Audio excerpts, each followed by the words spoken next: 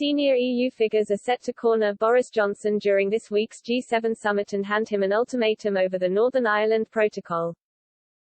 French President Emmanuel Macron, German Chancellor Angela Merkel, and European Union chiefs Ursula von der Leyen and Charles Michel will all be attending the G7 summit located in Cornwall.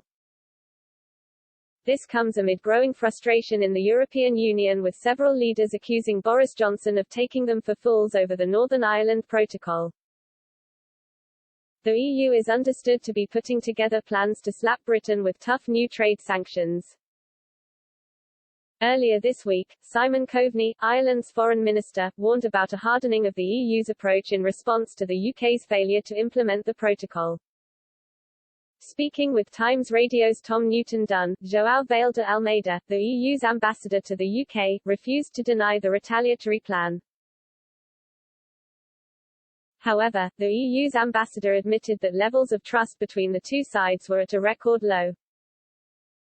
Mr. Newton-Dunn asked, "You said that tolerance is going down and trust is at rock bottom.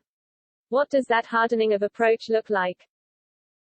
Some are beginning to talk about retaliatory trade tariffs. It is available under the agreement. Mr. Almeida said, "We are ready for worst-case scenarios. There are means ready under the agreement we signed to address those issues. I hope we won't get there, but we are ready." Mr. Newton-Dunn said, "You won't say the words trade tariffs, but I think we know what you are talking about." Mr. Almeida also appeared to blame Brexit Minister Lord David Frost for creating a toxic atmosphere around the Northern Ireland Protocol talks.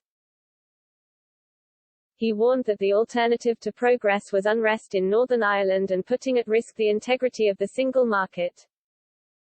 Senior Brussels diplomats have claimed that Lord Frost has completely failed to engage with the European Commission on implementing the agreement.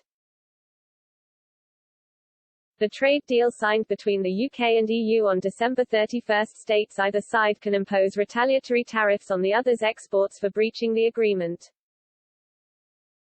EU insiders claim the European Commission Vice President Maros Sefcovic has felt betrayed that the UK had not yet started building infrastructure for physical checks on goods entering Northern Ireland, despite promises from Michael Gove. Mr. Almeida also hinted at a showdown at the G7 this week. As he said, the G7 will bring together a number of European leaders. There are 9 leaders around the table and 5 of them come from the EU, with Boris hosting. It is a rare moment of intimacy. Mr. Newton-Dunn suggested that Charles Michel, Ursula von der Leyen, Emmanuel Macron and Angela Merkel may take that opportunity to take Boris aside to have a private chat to make some progress during the G7. A senior number 10 source hit back at EU threats this week and said Lord Frost had in fact put forward more than a dozen papers with solutions to the problems but had received no written response from the EU. They said, throughout these talks the EU has prioritized the protection of the single market above all else, even though there is very little risk to it.